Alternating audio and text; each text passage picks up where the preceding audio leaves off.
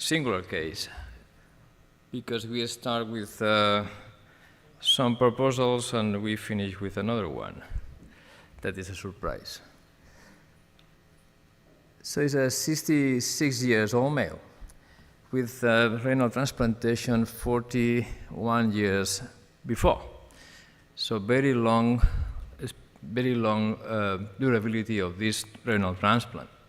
Obesity, with another kind of comorbidities like prostate carcinoma, hepatopathy, another kind of metastasis, so a little bit sick patient.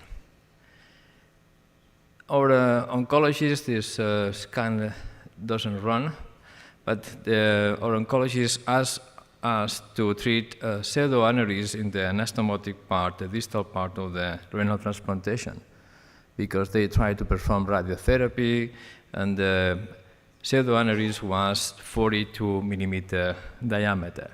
42 millimeter diameter in the distal anastomosis for the renal transplantation, like you see here. That is saccular or pseudoaneurysm in anastomotic part.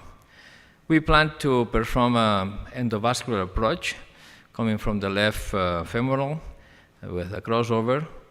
And the patient has additionally this kind of a penetrating ulcer in the middle of the infrarenal abdominal aorta, and a small saccular aneurysm at the beginning of the ostium of the left renal artery. So, but our objective was to treat the anastomotic pseudoaneurysm. So we start with the cannulation from the left side. We progress with this flexor, and then we start to deploy 2 VVX and then another extra VVX in order to complete the exclusion of this important anastomotic pseudoaneurysm. As you can see here, 1 VVX is deployed, then ballooned, and after that we perform the rest of the procedure, and eventually was even easier than expected.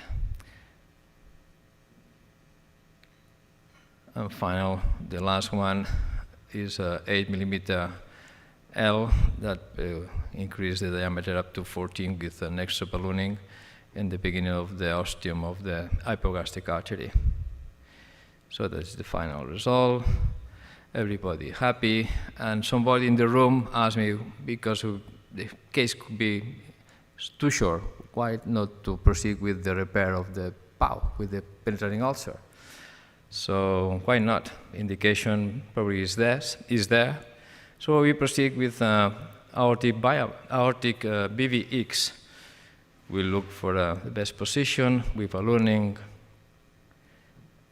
and after that we observe that the aorta was broken, the patient fallen down, and it was an hemorrhagic shock. Everybody inside the room was panic, and we start with the cannulation with the contrasite and use the same balloon of the balloon expandable device to occlude the artery, the aorta, and then you move upwards in order to proceed with the endurance device.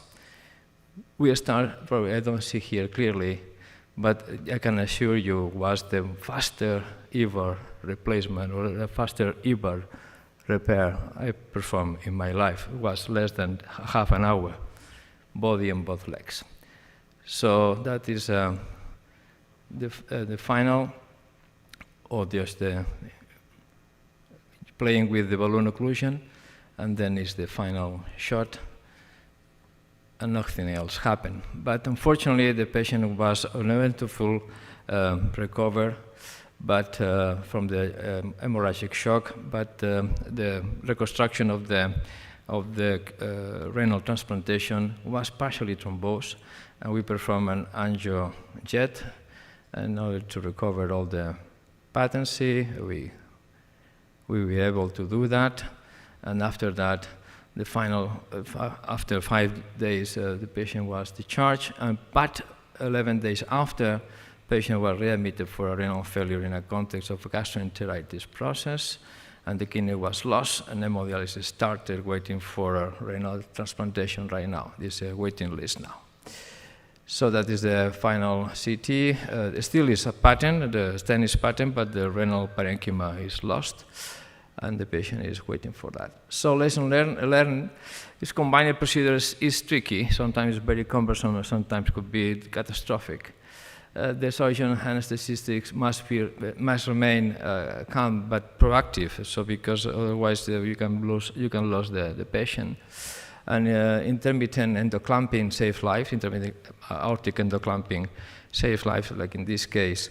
And I recommend to have sufficient endovascular staff and skills in your armamentarium just to avoid some catastrophic and dramatic circumstances like this. Thank you very much for your attention.